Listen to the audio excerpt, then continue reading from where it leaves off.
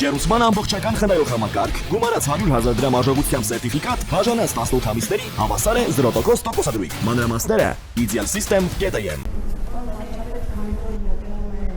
Վերաբերյալ հանրային ծառայությունները կարգավորող հանձնաժողովում քննվող այդ վարույթի ժամկետները լրանում են շուտով եւ որոշումը հայտնի կդառնա։ Ես ուզում եմ հասկանալ կառավարությունը ինչ սցենարներ ունի, եթե այդ լիցենզիան դադարեցվի, արդյոք կառավարությունը պատրաստ է գնել հեծը սեփականատերերից եւ մի հարց էլ դուք ամիսներ առաջ հայտարարեցիք, որ հոգեվորականների կյանքին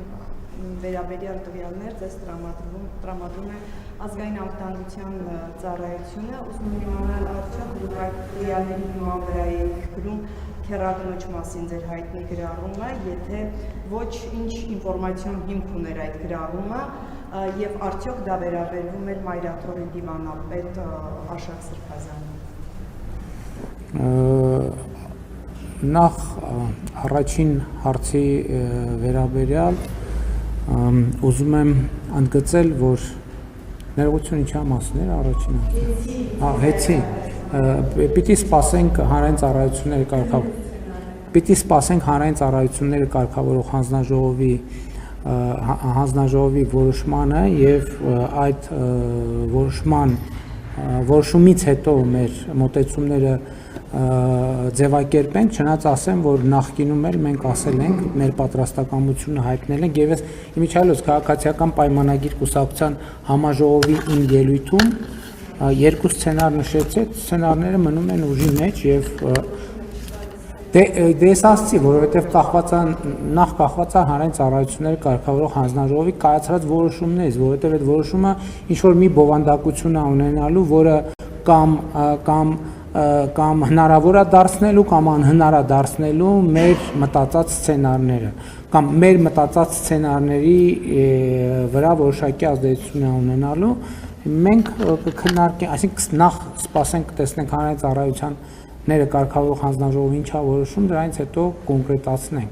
շարունակությունը, եթե ելնենք այն կանխավարկածից, որ հնարավոր է դառնալու հարցածագելու ինչքան է գինը, գնից է կախված իսկ գինը պետքա որոշվի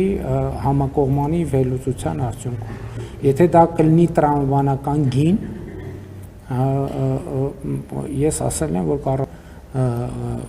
շատ լրջորեն կքննարկի։ Եթե դա շատ մեծ կլինի գինը